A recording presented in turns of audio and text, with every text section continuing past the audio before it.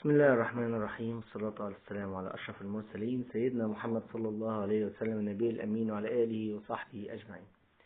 النهارده إن شاء الله هنتكلم يا جماعة على الشخير، الصوت اللي بيطلع من أنف أثناء النوم ده، وعايزين نفرق بين الشخير المرضي والشخير الطبيعي.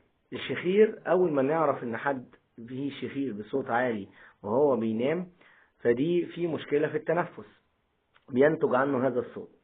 طيب لازم نفرق بين حاجتين. الشخير ده هل بيتغير بوضع النايم ولا لا؟ يعني مثلا هو نايم على ظهره، ممكن لو ميلته على جنبه الشخير بيروح، تمام؟ او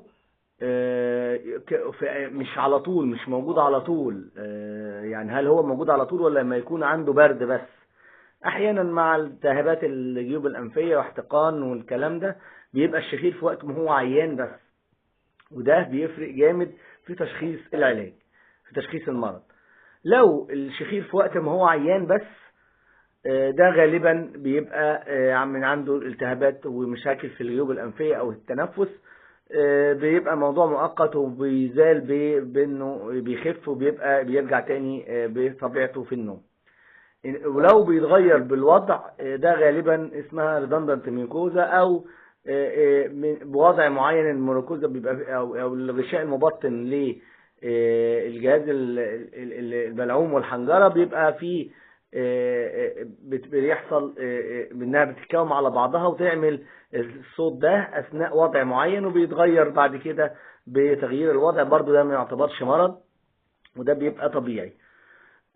لكن بقى الشخير بقى اللي هو بيبقى ناتج عن تضخم اللحمية، وبيبقى احيانا كتير عايز عملية، اللي هو لا اللي موجود على طول وما بيتغيرش بأي وضع، ده بقى بيبقى نتيجة تضخم شديد في اللحمية، وده بيبقى علاجه العملية.